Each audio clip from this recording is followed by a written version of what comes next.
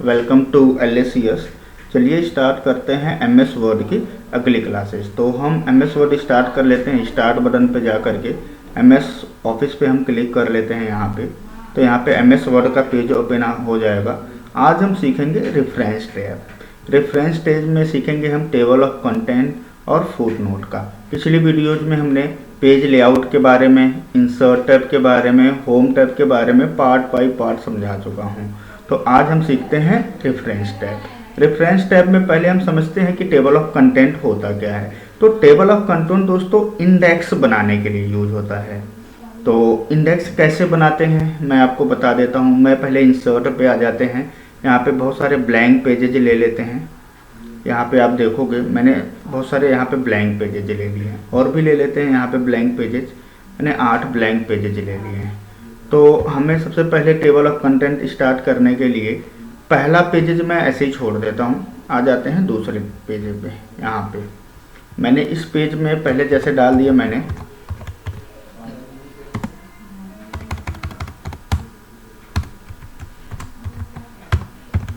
Chapter first में मैंने कोई भी टॉपिक डाल दिया। जैसे मैंने डाल दिया यहाँ पे होम टैब।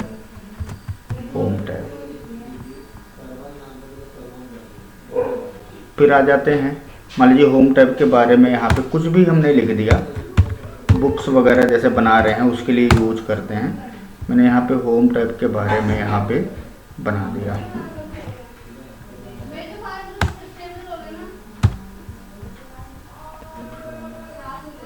उसके बाद यहाँ पे हम आ जाते हैं, मान लीजिए 2 पेज हमारा चैप्टर 1 होम टैब का आ गया।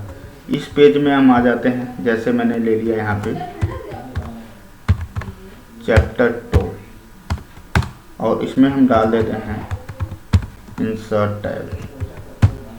अब यहाँ पे इंसर्ट टैब के बारे में हमने यहाँ पे बना दिया। फिर यहाँ पे हम जा सकते हैं चैप्टर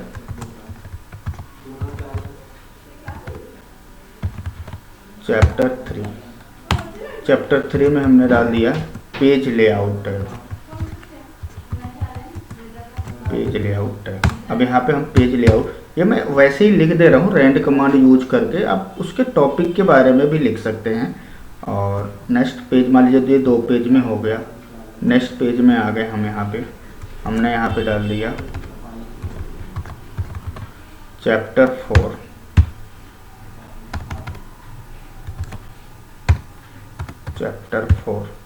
चैप्टर 4 में हम डाल देते हैं रेफरेंस टैब।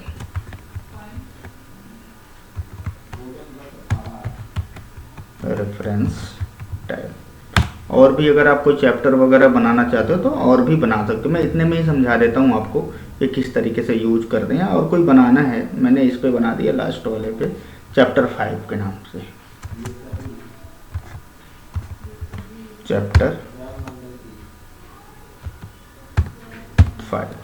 चैप्टर 5 में डाल देते हैं मेलिंग टैब। तो अब आ जाते हैं इसके बारे में कि ये कैसे यूज करते हैं। तो सबसे पहले मैं क्या करता हूँ, जितने भी चैप्टर्स बनाया हूँ, जैसे मान लीजिए मैंने ये चैप्टर सेलेक्ट किया, होम टैब पे गए। अब मुझे चैप्टर जो है यहाँ पे, जैसे मान लीजिए मैंने हेडिंग 1 दे दिया। आप इस पर भी मॉडिफाई कर सकते हैं। जैसे राइट क्लिक करोगे यहीं पे रख करके अब मॉडिफाई आ गया। तो मॉडिफाई पे जैसे ही क्लिक करोगे यहाँ पे इसकी साइज सेट कर सकते हो कि जब भी हम हेडिंग 1 लें तो यहाँ पे साइज इसका जो है जितना भी चाहिए हम यहाँ से कर सकते हैं। बोल्ड पे क्लिक कर सकते हो, आप यहाँ पे अंडरलाइन कर सकते हो, इसको मिडल कर सकते हो और इसको ओके कर दो। तो जैसे ही आप हेडिंग 1 पे ले जाओगे तो ये अपने आप उस तरीके से चैप्टर 1 कर देगा। अब जैसे मान लीजिए हमने दूसरा वाला सेलेक्ट किया, इसको हम कोई और हेडिंग दे देते हैं। जैसे मैंने इसको दे दिया हेडिंग 2। अगर इसको भी आपको बीच में करना है तो राइट क्लिक करके मॉडिफाई कर सकते हैं, और इसको बस नॉर्मली हमें सेंटर में करना है, और हमने कर दिया ओके। तो यहाँ पे चैप्टर 2 इस तरीके से आ गया। फिर हम नीचे आते हैं, और भी चैप्टर्स जो हमने बनाया था इसको हमने सेलेक्ट किया, इसको हम हेडिंग 1 दे देंगे तो देखिए अपने आप उसी तरीके से आ गया। इसको मैंने सेलेक्ट किया, इसको हम हेडिंग 2 दे देंगे, और नीचे आ जाते हैं, इसको मैंने सेलेक्ट किया, इसको हम हेडिंग 1 और स्टॉक को सेलेक्ट करके हम हेडिंग 2 दे देंगे। अब जो दिए सेलेक्ट किए हो वैसे ही सेलेक्ट करना है आपको। फिर हम थोड़ा सा और नीचे आ गए, इसको मैंने सेलेक्ट किया, हेडिंग 1 दे दिया और इसको सेलेक्ट करके हेडिंग 2 दे दिया। थोड़ा सा और नीचे आते हैं, मेलिंग टैब को, यहाँ पे हमने हेडिंग 1 दे दिया और इसको सेलेक्ट करके हमने हेडिंग 2 दे दिया।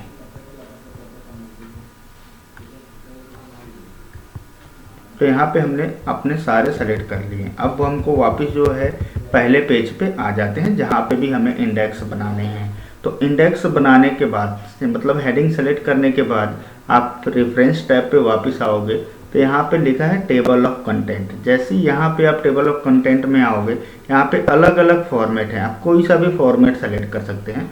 मान लीजिए मैंने दूसरा ही सेलेक्ट कर लिया या पहला ही सेलेक्ट कर लिया, कोई सा भी सेलेक्ट कर लो। आप जैसे ही सेलेक्ट करके क्लिक करोगे तो आप देखोगे ये फॉर्मेट यहाँ पे बन करके आ गई।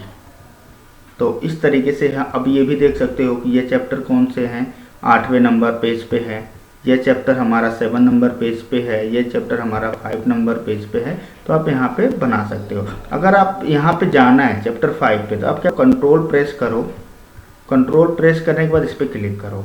जैसे ही क्लिक करोगे आप तो अभी ये वापस चला जाएगा, डायरेक्ट आप चैप्टर 5 पे भी पहुँच सकते हैं। देखिए अब चैप्टर 5 पे आ गए। तो ये इस तरीके से हम टेबल ऑफ कंटेंट बना सकते हैं। यहाँ पे और भी ऑप्शन है, ऐड टेस्ट के बारे में, यहाँ पे अपडेट टेबल के बारे में, यहाँ पे टेस्ट अपडेट कर सकते हैं, यहाँ पे अपडेट भी कर सकते हैं। जैसे अपडेट करने के लिए, जैसे मान लीजिए हमने यहाँ पे चैप्टर बनाया चैप्टर 5 तक, अब मान लीजिए मुझे और भी चैप्टर बनाने हैं, जैसे चैप्टर 6 बनाना है, तो मैं यहाँ पे एक ब्लैंक पेज ले लूँगा। यहाँ पे मैंने दे दिया चैप्टर 6 और चैप्टर 6 में जैसे मैंने डाल दिया रिव्यू टैब।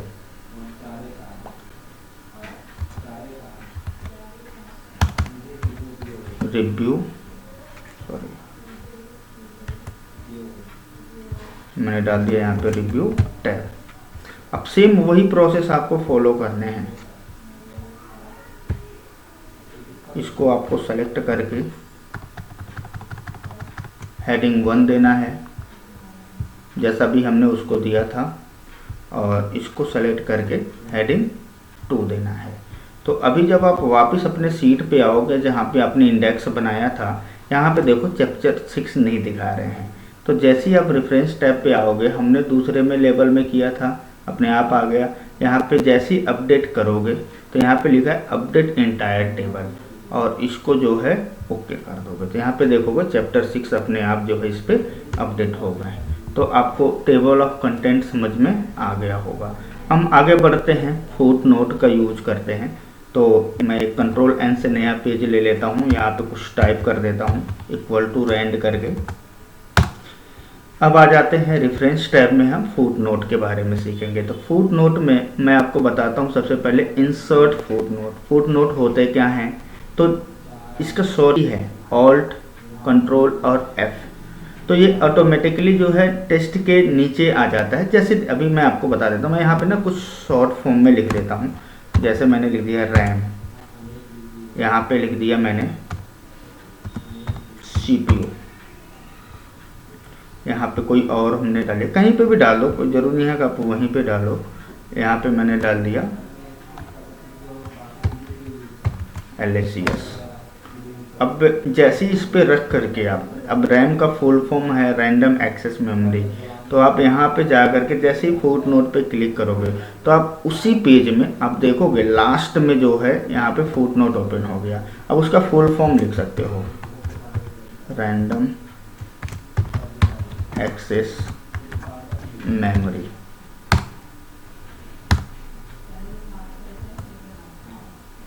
अब जैसे दूसरा हमने दिया था सेंट्रल प्रोसेस यूनिट, तो मैं यहाँ पे रख करके जैसे यहाँ पे फुट नोट पे जाता हूँ, मैं यहाँ पे लिख दूंगा सेंट्रल प्रोसेस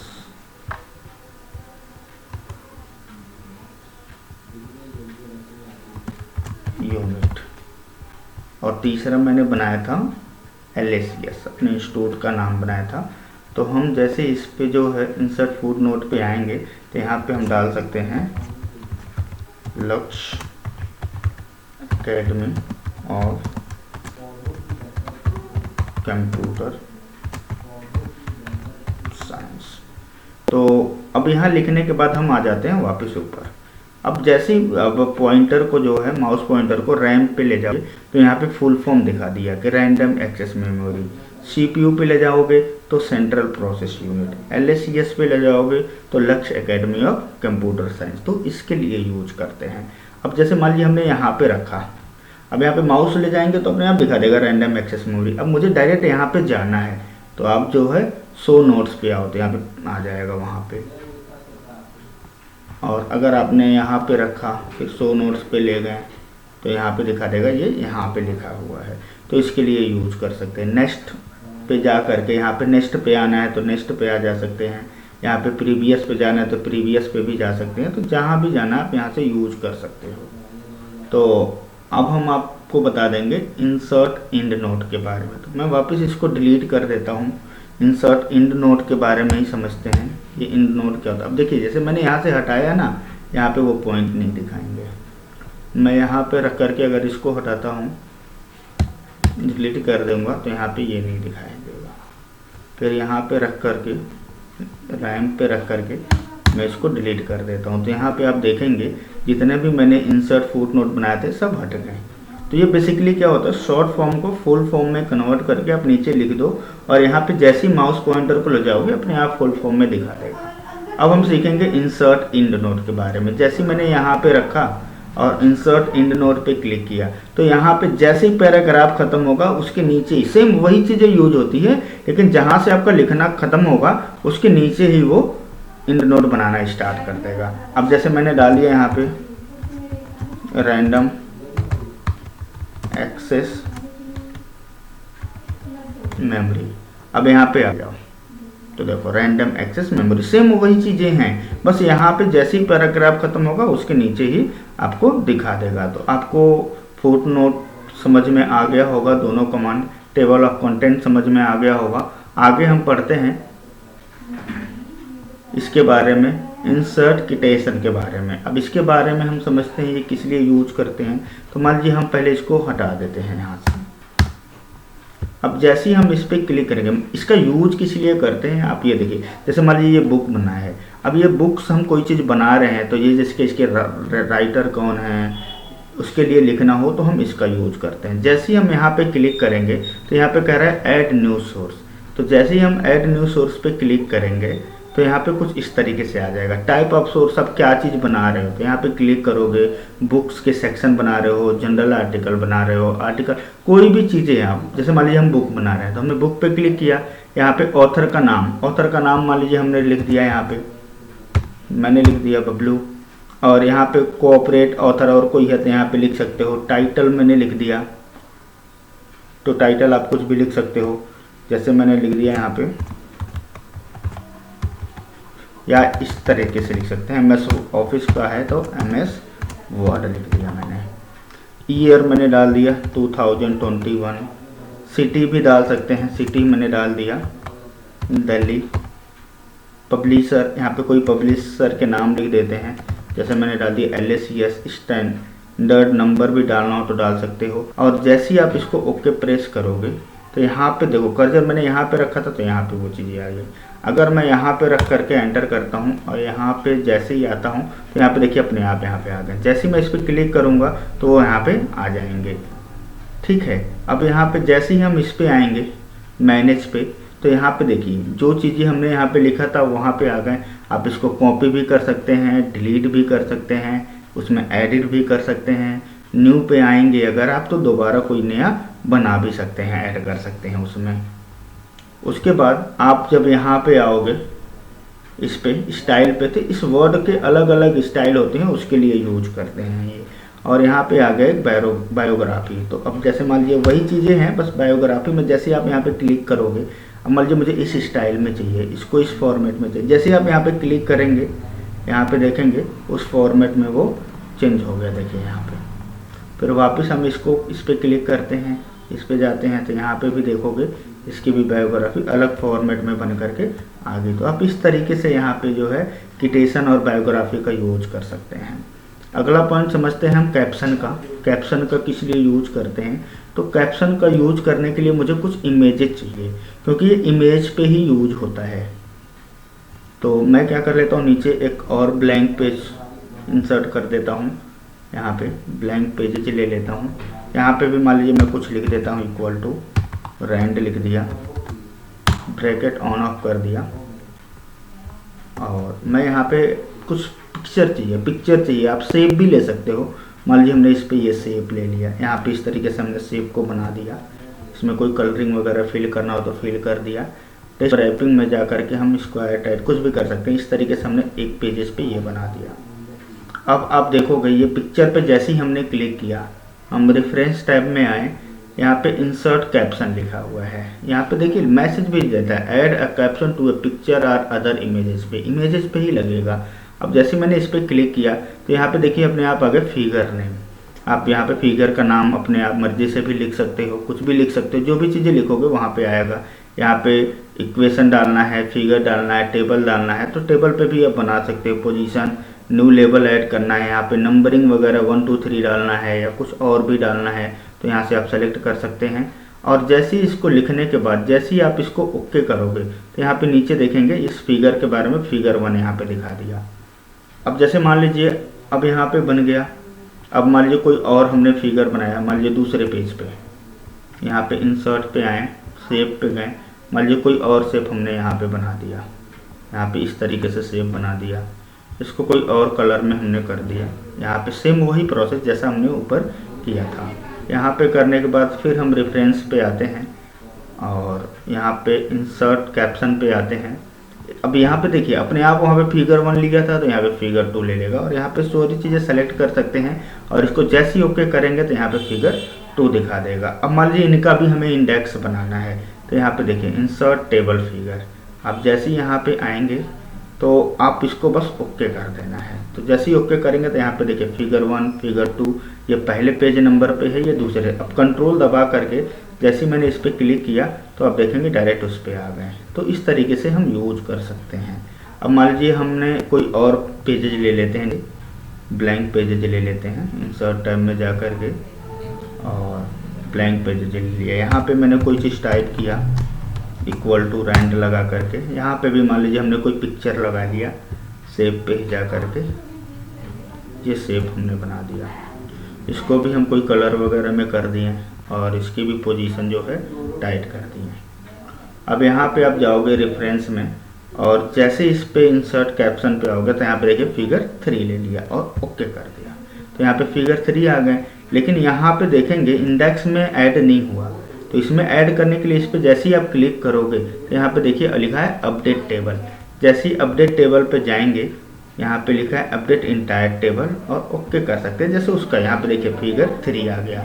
मतलब सेम इसी तरह टेबल ऑफ कंटेंट की तरह यूज करते हैं। अब जैसे ही कंट्रोल दबा करके इस पर क्लिक करेंगे तो आप डायरेक्ट यहाँ पे आ जाएंगे। तो ये पिक्चर के लिए ही यूज करते हैं बेसिकली। और उसके बाद हम अगला आते हैं क्रॉस रेफरेंस के बारे में। जैसे ही क्रॉस रेफरेंस पे आओगे तो यहाँ पे नंबर्ड आइटम में आप जैसे ही क्लिक करोगे, जैसे मैंने हेडिंग, यहाँ पे बुक मार्क, अलग अलग तरीके के। अभी तो हमने हेडिंग बनाया था, जैसे ही हेडिंग पे क्लिक करेंगे तो यहाँ पे देखिए 2 हेडिंग हमने बना रखा है।